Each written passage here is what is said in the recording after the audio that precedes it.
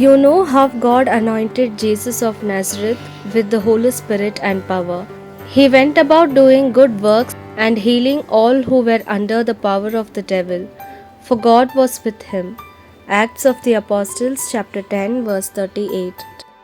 ದೇವರು ನಜರೇತಿನ ಯೇಸುವನ್ನು ಪವಿತ್ರಾತ್ಮನಿಂದಲೂ ಬಲದಿಂದಲೂ ಅಭಿಷೇಕಿಸಿದನೆಂಬುದನ್ನು, ಹೇಗೆ ಆತನು ಒಳ್ಳೆಯದನ್ನು ಮಾಡುತ್ತಾ ಸೈತಾನನಿಂದ ಬಾಧಿಸಲ್ಪಟ್ಟುತ್ತಿರುವವರೆಲ್ಲರನ್ನು ಗುಣಮಾಡುತ್ತಾ ಸಂಚರಿಸಿದನೆಂಬುದನ್ನು ನೀವು ತಿಳಿದಿದ್ದೀರಿ. ಯಾಕೆಂದರೆ ದೇವರು ಆತನ ಸಂಗಡ ಇದ್ದನು. ಅಪೊಸ್ತಲರ ಕೃತ್ಯಗಳ ಅಧ್ಯಾಯ 10 ವಚನ 38. கடவுள் நாசரேத்து இயேசுவின் மேல் தூய ஆவியாரின் வல்லமையை பொழிந்தருளினார். கடவுள் அவரோடு இருந்ததால் அலகையின் கொடுமைக்கு உட்பட்டிருந்த அனைவரையும் அவர் விடுவித்து எங்கும் நன்மை செய்து கொண்டே சென்றார். திருத்தூதர்கள் பணி 10ஆம் அதிகாரம் 38வது வசனம்.